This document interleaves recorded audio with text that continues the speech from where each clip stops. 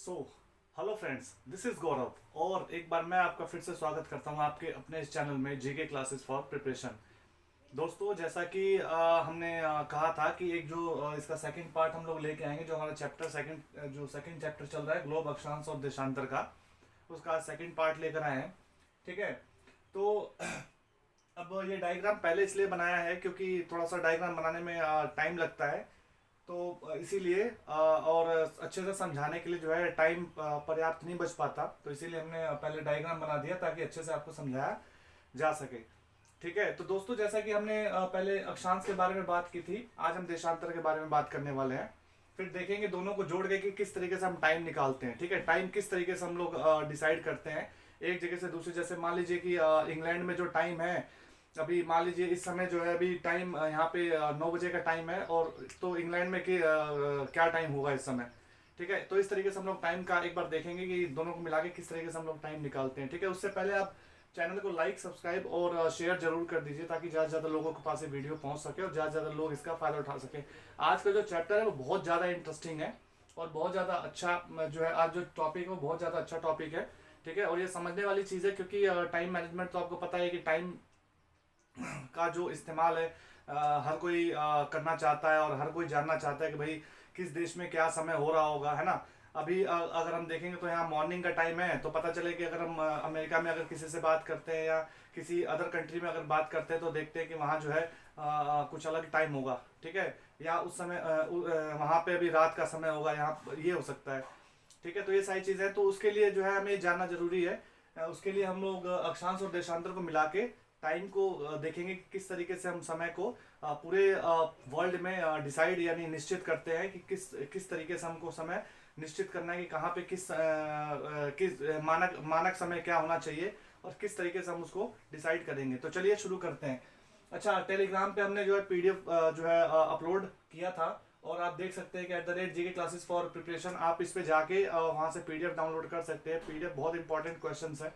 ठीक है, और आप देखेंगे कि जो पीडीएफ है, पीडीएफ में इस चैप्टर जैसे जो हम अभी चैप्टर कवर करा रहे हैं, इस चैप्टर से रिलेटेड भी इंपॉर्टेंट क्वेश्चंस डाले जाते हैं। उससे ये फायदा होता है कि कोई भी एग्जाम हो, ठीक है, आप किसी भी एग्जाम की तैयारी कर रहे हो तो उसमें जो ये क्वेश्चंस होंगे मोस्ट इंपॉर्टेंट क्वेश्चंस होते हैं। कहीं से भी कोई भी क्वेश्चन उठा के पूछा जा सकता है। ठीक है, तो आप ये ना सोचें कि 6th क्लास की बुक है या 7th की बुक है, 8th की बुक है, ये तो बेसिक चीज़ें हैं। ठीक है, ये तो पता होनी चाहिए। तो इसीलिए मैं आपसे रिक्वेस्ट करूंगा कि आप जाके पीडीएफ जरूर एक बार देखें, एक बार पढ़ें, और अगर कोई कमी होती हो, अगर कोई कमी दिखाई दे तो आप जरूर बताएं उसके बारे में। ठीक है, तो चलिए शुरू करते हैं। आज जो है हम देशांतर को पढ़ेंगे। ठीक है, तो देशांतर क्या है? ठीक है, बेसिकली आप देखेंगे कि जैसे ग्लोब है। ठीक है, ये मान लीजिए ग्लोब है। ग्लोब में जो खड़ी लाइनें जो होती है ना, ये जो खड़ी लाइनें होती है इनको देशांतर रेखाएं कहा जाता है। ठीक है, आप देखेंगे कि यहाँ से बीचों बीच जो है 0 डिग्री पे एक देशांतर लाइन बनी हुई है। तो आप देखेंगे कि जो ये जो देशांतर लाइन है ना, ये जो देशांतर लाइन है, ये यामनोत्तर रेखा इसको बोला जाता है। ठीक है, ये मुख्य रेखा है। ठीक है, ये मुख्य रेखा है जो ब्रिटिश राजकीय वेधशाला जो ग्रीनिच में स्थित है वहां से गुजरने वाली जो है ये देशांतर रेखा, इसको यामनोत्तर या प्रमुख रेखा बोला जाता है। ठीक है, अगर इसके बाद आप देखेंगे इससे पूर्व की तरफ यानी सीधे हाथ की तरफ, तो आप देखेंगे कि ये 30 डिग्री पूर्व, 60 डिग्री पूर्व, फिर उसके बाद एक इसको छोड़ेंगे, फिर ये 90 डिग्री पूर्व। ठीक है, फिर एक छोड़ के फिर 120 डिग्री पूर्व। इस तरीके से जो है यामनोत्तर रेखाओं को इस तरीके से इनकी गणना की जाती है। वैसे ही आप देखेंगे कि जो ये यामनोत्तर जो रेखा है, इससे पश्चिम की तरफ ये 30 डिग्री पश्चिम, 60 डिग्री ये पश्चिम, ठीक है, और 90 डिग्री पश्चिम, फिर 120 डिग्री पश्चिम। इस तरीके से आप जो यहाँ देखेंगे ये जो है ये उत्तरी ध्रुव है। ठीक है, ये उत्तरी ध्रुव है, और यहां से आप देखेंगे यहां से जो सीधी लाइन गई हुई है, आप देख रहे हैं यहां से जो मतलब यहां से जो सीधी लाइन जो गई है वो 180 डिग्री पे, यानी ये दोनों जो लाइनें हैं वो जैसे आप कहोगे ना, इसका जो मान है वो 0 डिग्री देशांतर है। ठीक है, ग्रीनिच का, और यहां से हम 180 डिग्री पूर्व और 180 डिग्री पूर्व और 180 डिग्री पश्चिम में जो इसकी गणना करते हैं। ठीक है, जो प्रमुख याम्योत्तर जो रेखा है एक तथा 180 डिग्री जो याम्योत्तर रेखा है, जो 180 डिग्री आप देखेंगे याम्योत्तर जो रेखा है, और ये जो प्रमुख जो रेखा है जो 0 डिग्री पे बनी हुई है, ठीक है, ये मिलकर पृथ्वी को दो बराबर भागों में, यानी ये मिलकर पृथ्वी को दो बराबर भागों में डिवाइड करते हैं, ठीक है, जिसको हम पूर्वी गोलार्ध और पश्चिमी गोलार्ध के नाम से जानते हैं, ठीक है। अब एक मैप दिखाता हूं आपको, शायद उससे आपको समझ में आ जाए टाइम का। ये देखिए, ये वर्ल्ड का जो है मैप है, ठीक है, तो ये है जो ना, ये नेचुरल मैप है जिसमें पेड़ वगैरह और समुद्र वगैरह, और ये जो जिसको हम प्राकृतिक मैप बोलते हैं, ठीक है। तो आप ये देखेंगे कि यहाँ पे आप देखेंगे कि 90 डिग्री, ठीक है, ये आपको दिख रहा होगा यहाँ से 90 डिग्री, ठीक है, और उसके बाद आप देखेंगे यहाँ पे है 26 डिग्री, ठीक है, ये 30 है, यहाँ से थोड़ा सा नीचे 26 डिग्री। इन दोनों को जब हम मिलाते हैं ना एक रेखा पे, तो अब मान लीजिए कि ये जैसे असम का जो धुबरी है ना, असम का जो धुबरी इलाका हमको वो ढूंढना है, ठीक है, तो असम के धुबरी इलाके को हम कैसे ढूंढेंगे? ये 90 डिग्री का जो 90 डिग्री आप देखेंगे कि ये पूर्व, ठीक है, 90 डिग्री पूर्व पूर्वी देशांतर, और जो आप देखेंगे 26 डिग्री 26 डिग्री उत्तरी अक्षांश, ठीक है। अब आपको मैं इंडिया के मैप में दिखाता हूं।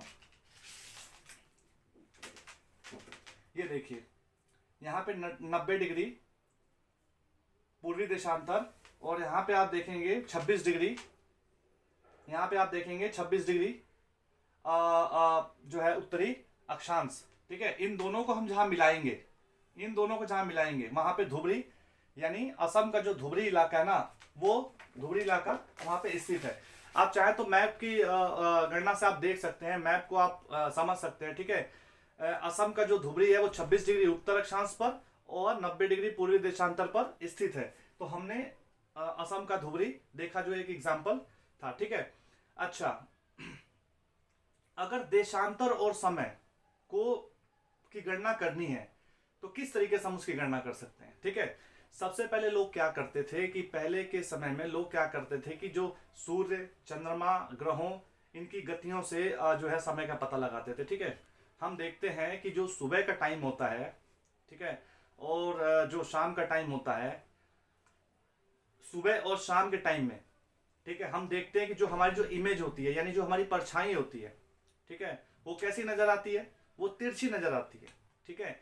जैसे जैसे मान लीजिए सुबह, जैसे मान लीजिए 7 बजे है, सूरज निकल गया, और आप देखते हैं कि आपकी जो परछाई होगी, ठीक है, आप जैसे पूर्व दिशा से सूरज निकलता है, आप पश्चिम दिशा मुंह करके खड़े हो जाएं, ठीक है, आपकी परछाई देखें तो आपकी परछाई जो लंबी परछाई होती है, लंबी होती है ना। जैसे जैसे टाइम बढ़ेगा, जैसे जैसे समय बढ़ता जाता है, आप देखेंगे कि आपकी जो परछाई है वो परछाई जो है छोटी हो रही है या सीधी रेखा में खड़ी हो रही है, ठीक है, जिससे हमें पता चल जाता है कि अभी जो जो समय है ना वो घड़ी के हिसाब से किस तरीके से चलेगा। जैसे जैसे समय, जैसे जैसे परछाई आपकी खड़ी होती जाएगी, वैसे वैसे टाइम जो है बढ़ता जाता है। धीरे धीरे जैसे 9 बजेंगे, 7 से 8 बजे, फिर 9 बजे, फिर 10 बजे, 11 बजे, 12, और 12 बजे आपकी जो परछाई बिल्कुल सीधी खड़ी होती है, ठीक है। इससे हमें पता चल जाता है कि दोपहर के 12 बजे हुए होंगे, ठीक है। चूंकि आपको पता है कि जो पृथ्वी है, पृथ्वी पश्चिम से पूर्व की ओर गति करती है, यानी पश्चिम से पूर्व की ओर चक्कर लगाती है, ठीक है। इसीलिए जो स्थान ग्रीनिच, जैसे आप कहेंगे ना, जैसे जो ये ग्रीनिच वाला स्थान है, जो स्थान ग्रीनिच से पूर्व की ओर होंगे, ठीक है, जो स्थान ग्रीनिच से, जैसे मान लीजिए ग्रीनिच है, ठीक है, प्रमुख याम्योत्तर रेखा है, और जो स्थान यहाँ से पूर्व की तरफ होंगे, ठीक है, ये जो स्थान पूर्व की तरफ होते हैं, ठीक है, इनको क्या जो स्थान पूर्व की तरफ होते हैं, तो ये स्थान जो होते हैं ना, वो आगे के समय का जो है वो हमको बताते हैं। जो जैसे मान लीजिए कि ये 30 डिग्री है, 30 डिग्री पूर्व, ये 60 डिग्री पूर्व है, ठीक है। तो ये हमें क्या बताते हैं? ये जो समय बताते हैं आगे का समय बताते हैं हमें, ठीक है, आगे का समय बताते हैं। और जो यहां से जो पश्चिम, यानी यहां से जो पश्चिम का जो समय होता है, ठीक है, ये जो पश्चिम का जो समय होता है, मान लीजिए यहाँ से जो ये पश्चिम है 30 डिग्री पश्चिम, 60 डिग्री पश्चिम, जो ये समय होता है ये पीछे का समय बताते हैं, ठीक है। ये समय जो है पीछे से, मैं आपको समझाता हूं कैसे।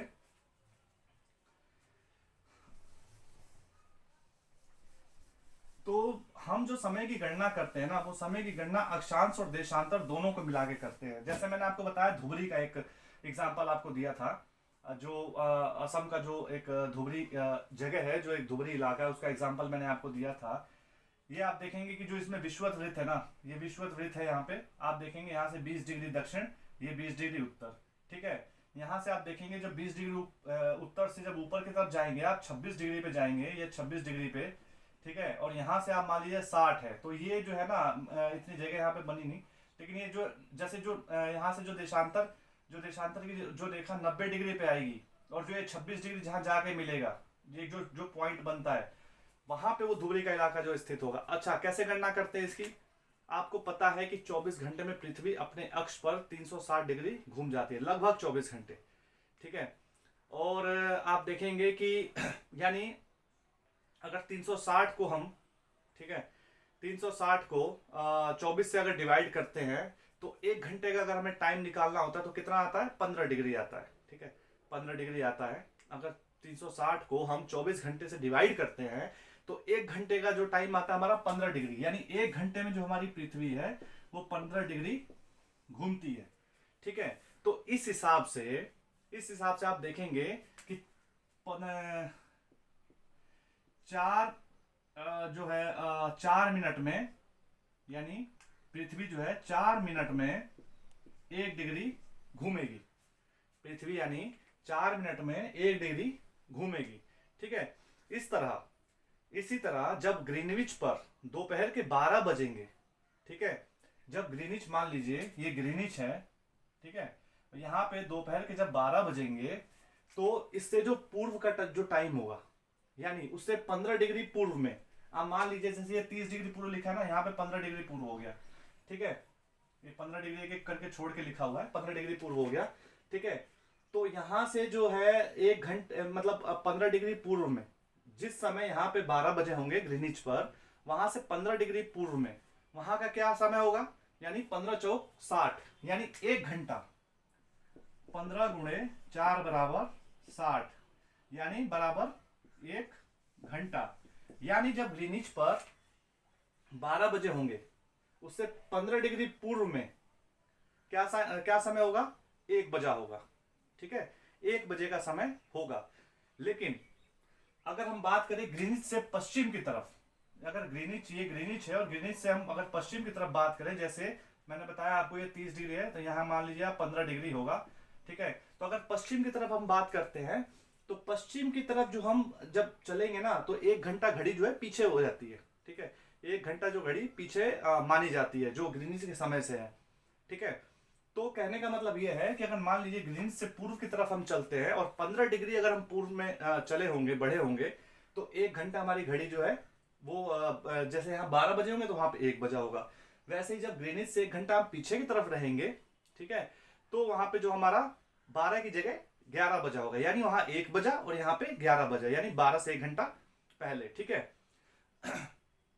अच्छा, इसी प्रकार जब ग्रीनिच पर दोपहर के 12 बजे होंगे, तो उस समय जब ग्रीनिच पर दोपहर के जब 12 बजे होंगे, तो उस समय क्या होगा? उस समय 180 डिग्री पर मध्य रात्रि होती है, क्योंकि ये जो 180 डिग्री है ना, 180 डिग्री पर मध्य रात्रि होगी, क्योंकि जो सूरज होगा वो यहाँ चमकेगा और यहाँ पे जो है ना इसकी परछाई पड़ेगी, तो यहाँ पे अंधेरा हो जाएगा, ठीक है। आप देखते हो ना, जैसे हम कभी बात करते हैं कि देखते हैं कि हाँ भाई अभी मान लीजिए यहाँ 9 बजे का टाइम है, सुबह का टाइम है, ठीक है। अगर हम बात करते हैं दूसरे देश के बारे में, तो वहाँ पे अगर हम फोन करते हैं, बात करते हैं, तो पता चलता है जी अभी तो वहाँ पे 3 बजे हैं, रात के 3 बजे हैं, ठीक है। क्यों 3 बजे हैं? क्योंकि जो सूरज है वो यहाँ पे चमक रहा है अभी, ठीक है, 12 बजे यहाँ पे चमक रहा है, और जो इसके पीछे का जो जगह होगी वहां पे अंधेरा अपने आप हो जाएगा, क्योंकि इसकी परछाई वहां पे पड़ती है, ठीक है। तो इस तरीके से हम देखते हैं कि हम समय की गणना किस तरीके से करते हैं, यानी अक्षांश और देशांतर को मिला के अगर किसी जगह की लोकेशन हमको निकालनी है ना, तो हम उस जगह की लोकेशन निकाल सकते हैं, ठीक है। देशांतर जो है रेखाएं हैं, देशांतर आप देखेंगे कि भारत का मानक समय अलग है।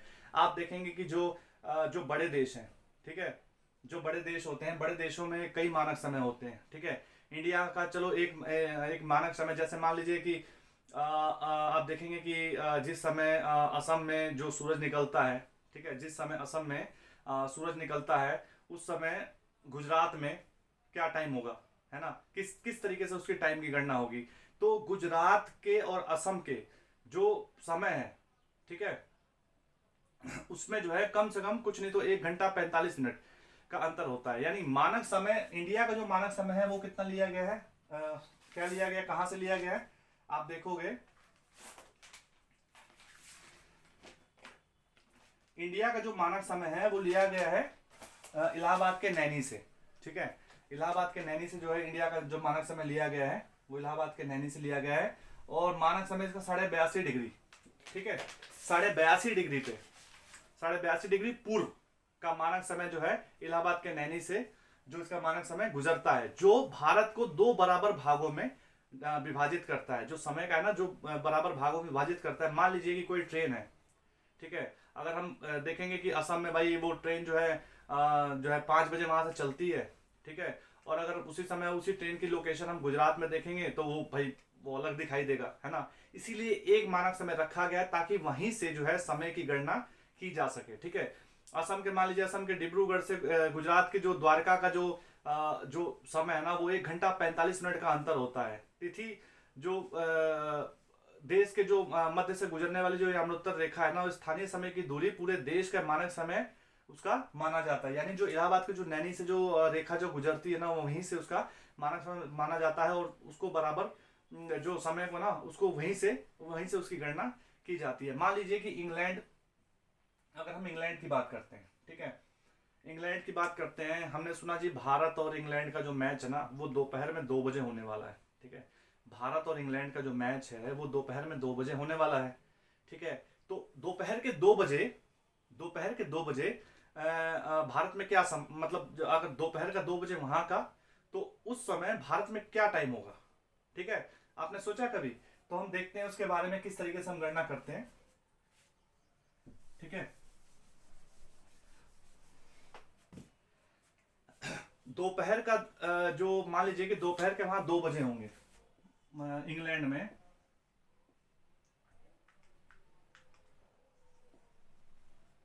में, दोपहर के 2 बजे, ठीक है। अब वहां से हम देखेंगे कि भाई जो दूरी है ना वो कितने डिग्री पे जो है भारत की जो जो वहां से अगर डिग्री की गणना करेंगे तो कितने डिग्री पे भारत पड़ेगा। ठीक है, यानी कितने डिग्री पे, तो 82.5 डिग्री है।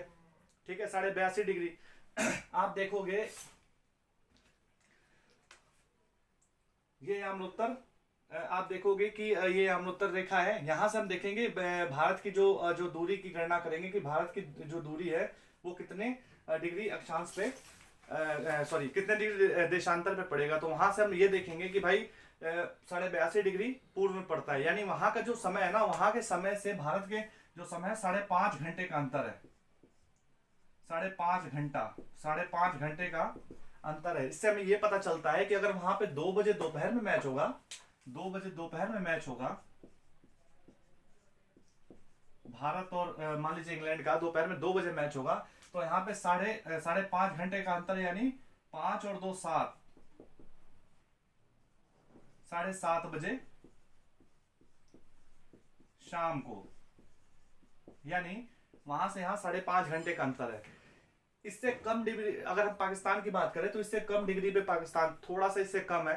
ठीक है, आप मान के चलो कि मान के चलो कि आधे डिग्री का फर्क है, तो आधे डिग्री में पाकिस्तान का जो समय है वो जो है 4-4.5 घंटे का समय, मतलब 1 डिग्री के अंतर पे है तो 4.5 घंटे का अंतर हो जाता है। यानी भारत और पाकिस्तान का जो समय है ना उसके समय में लगभग आधे घंटे का फर्क पड़ता है। ठीक है, तो इसलिए हम देखते हैं जो देशांतर है ना, देशांतर का जो एक प्रमुख यमुनोत्तर जो रेखा है उसकी हमने देखा कि भाई किस तरीके से हम जो है समय को मापते हैं, समय को किस तरीके से समझते हैं। कि आई होप आप लोगों को समझ में आया होगा।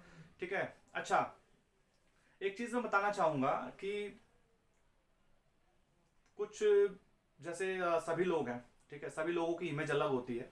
ठीक है, सभी लोग अपना देखते हो कि उनका लाइफस्टाइल अलग होता है, जीने का तरीका अलग होता है, पहनावा जो है उनका अलग होता है, खान पान अलग होता है। जैसे हम लोगों ने बात की थी, हमारा देश भिन्नता का देश है। ठीक है, विभिन्नता का देश है, विविधता है हमारे देश में। तो आप देखेंगे कि सबका अलग अलग होता है, लेकिन सबके अंदर कुछ ना कुछ खासियत जरूर होती है। ठीक है, कुछ ना कुछ सबके अंदर खासियत जरूर होती है। सभी लोगों के अंदर कुछ ना कुछ ऐसा एक टैलेंट होता है, कुछ ना कुछ एक ऐसी चीज होती है ना, जो वो चीज है दूसरों से अलग करती है उसको। ठीक है, तो इसीलिए मैं सिर्फ इतना कहना चाहता हूं कि आप जो है ना अपनी उस जो चीज है ना, उस पॉजिटिव चीज को पकड़िए, आप उस पॉजिटिव चीज को पहचानने की कोशिश करिए कि मेरे अंदर क्या खासियत है। ठीक है, क्योंकि किसी ना किसी के अंदर कुछ ना कुछ खासियत जरूर होती है। कोई पढ़ाई में अव्वल है, ठीक है, कोई खेल कूद में अव्वल है, ठीक है, आप देखो कोई रनिंग में अव्वल है, ठीक है, कोई किसी स्पोर्ट्स में अव्वल है, कोई गाने में अव्वल है, कोई डांस में अव्वल है। ठीक है, किसी ना किसी चीज में जरूर वो उसकी खासियत है। ठीक है, तो कहने का मतलब है कि आप उस जो खासियत है आप उसको पहचाने, पहचानने के बाद आप उस पर काम करें। ठीक है, काम करने से ये फायदा होगा कि जो आप उस पर जब काम करेंगे ना तो वो चीज और निखर कर सामने आएगी आपकी। ठीक है, तो हो सकता है कि उसी के थ्रू आपकी जो लाइफ स्टाइल है वो चेंज हो जाए। ठीक है, उससे आपको ये फायदा होगा कि आपको उससे एक प्रोफेशन मिलेगा। ठीक है, आपको एक प्रोफेशन बनाने का मौका मिलेगा। ठीक है, क्योंकि पढ़ाई लिखाई तो भाई पढ़ाई लिखाई तो सब करते ही हैं। ठीक है, पढ़ाई लिखाई सब करते हैं। देखिए पढ़ाई तो आपका एक अधिकार है और बहुत ज़्यादा इंपॉर्टेंट चीज़ भी है पढ़ाई करनी। ठीक है, बिना पढ़ाई के तो कुछ नहीं है। ठीक है, उसके साथ साथ पढ़ाई के साथ साथ आप उस टैलेंट को पहचाने, उस टैलेंट को निखारने की कोशिश करें। ठीक है, क्योंकि सबके अंदर कुछ ना कुछ जरूर होता है। ठीक है, तो उम्मीद करता हूं कि आपको जो ये जो है आपको चैप्टर जो समझ में आया होगा, अक्षांश और देशांतर। ठीक है, अक्षांश के बारे में हम लोगों ने बात की थी कि अक्षांश जो है बड़ी रेखाएं होती हैं। ठीक है, जैसे ये आप देखोगे कि ये विषुवत रेखा है। ठीक है, एक बार और रिवाइज कर लेते हैं ताकि हमको ध्यान रहे ये चीजें। ठीक है, जैसे ये विषुवत रेखा है, विषुवत रेखा जो है 0 डिग्री आप देखोगे, 0 डिग्री पे विषुवत रेखा, 0 डिग्री विषुवत रेखा हमको जो पृथ्वी को 2 बराबर भागों में डिवाइड करती है। ठीक है, ये काल्पनिक रेखा होती है। ठीक है, ये काल्पनिक रेखा होती है जो जिसको हम मान लेते हैं। ठीक है, उससे उससे ऊपर 23.5 डिग्री पे आप देखोगे, 23.5 डिग्री पे कर्क रेखा, और उससे 23.5 डिग्री नीचे मकर रेखा, मकर रेखा जो होती है। उसके बाद आप देखोगे 23.5 डिग्री पे मकर रेखा होती है। इन दोनों के बीच का जो इलाका होता है ये काफी जो है गर्म इलाका होता है। ठीक है, इसी के बीच के हिस्से में हमारा भारत का कुछ हिस्सा जो है, इसके ज्यादातर हिस्सा आप कहोगे मैक्सिमम हिस्सा भारत का पड़ता है इसी के बीच में। ठीक है, उसके बाद आप देखोगे कि 66.5 डिग्री पे जो ध्रुवीय वृत्त है, ध्रुवीय वृत्त आप 66.5 डिग्री पे देखते हो। फिर वैसे ही उत्तर की तरफ और वैसे ही दक्षिण की तरफ भी आप ध्रुवीय वृत्त देखते हो। ठीक है, 66.5 डिग्री से ऊपर, 66.5 डिग्री से नीचे। ठीक है, तो अब देशांतर आपने देख ही ली, ये प्रमुख यमनोत्तर रेखा यहाँ पे है, 0 डिग्री पे है। ठीक है, उसके बाद देशांतर जो होती है ना, ये इनकी खासियत ये होती है कि जो जो देशांतर जो रेखाएं ना ये बराबर होती हैं। ठीक है, जो विषुवत रेखा होती है ये बराबर नहीं होती है। जैसे जैसे ध्रुवों की तरफ बढ़ती है ना, इसकी जो बनावट है या जो इसका जो घुमाव है वो कम होता जाता है। ठीक है, लेकिन जो जो अपनी यमनोत्तर रेखा यानी देशांतर जो रेखाएं होती है ना, वो चारों तरफ ये बराबर होती है। ठीक है, हालांकि मिलती तो ध्रुव पे जाके है, लेकिन ये बराबर इनकी जो शेप होती है वो बराबर होती है। ठीक है, लेकिन विषुवत रेखा की जो शेप है वो बराबर नहीं होती है, ध्रुव की ओर जैसे बढ़ती है ये कम होती जाती है। ठीक है, ये यहाँ से कम होती जाएगी। ठीक है, यहाँ से ऐसे ऐसे कम होती जाएगी। ठीक है, इस तरीके से। तो यही मेनली इसमें चीज थी। ठीक है, आप देखोगे कि ये उत्तरी ध्रुव हो गया, यहाँ पे जो है दक्षिणी ध्रुव है। ठीक है, ये यहाँ पे दक्षिणी ध्रुव है। यहाँ का जो ये वाले जो प्रदेश होते हैं बहुत ज्यादा ठंडे होते हैं, क्योंकि 66.5 डिग्री से ऊपर, 66.5 डिग्री से नीचे बहुत ठंडे प्रदेश होते हैं। ठीक है, बीच वाला जो हिस्सा होता है वो शीतोष्ण का होता है, उत्तर में भी और दक्षिण में भी। वहाँ पे जो मौसम होता है वो खुशनुमा होता है। ठीक है, ना ज्यादा सर्दी होती है ना ज्यादा गर्मी होती है। तो आई होप कि आपको ये चैप्टर समझ में आया होगा। अगर नहीं समझ में आया तो आप जरूर इसको वीडियो को रोक रोक कर आप देख सकते हैं। ठीक है, और टाइम मैनेजमेंट का आप देख सकते हैं, इसे सीख सकते हैं किस तरीके से टाइम को निश्चित किया जाता है। ठीक है, तो और एक चीज की आप इस चैनल को लाइक और सब्सक्राइब जरूर करिए और ज्यादा ज्यादा लोगों के पास इसको शेयर करिए, और टेलीग्राम पे आपको इसके नोट्स जो है प्रोवाइड करा दिए जाएंगे। तो लिंक जो है उसमें आपका इसी यूट्यूब पे जो है इसका लिंक दिया हुआ है, डिस्क्रिप्शन में जाके आप इसका लिंक देख सकते हैं, इसका लिंक दिया हुआ है, वहां से आप लोग जरूर जाके देखिए। ठीक है, तो आई होप कि आपको समझ में आया हो ये चैप्टर।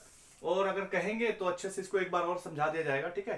तो उम्मीद करता हूँ सभी लोग स्वस्थ होंगे, मस्त होंगे और अपनी तैयारियों में लगे होंगे। तो इसी के साथ आप सभी के स्वस्थ होने की कामना करता हूँ, और आप जो है अपनी तैयारियों में लगे रहिए, क्योंकि आने वाले टाइम में बहुत सारे एग्जाम्स हैं, ठीक है। तो कोशिश करिए अच्छे से अच्छे आपकी तैयारी हो सके, और अपनी तैयारी को और बेहतर बनाने के लिए इस चैनल को जरूर लाइक, सब्सक्राइब और शेयर जरूर करिए, ठीक है। तो इसी के साथ बहुत बहुत धन्यवाद।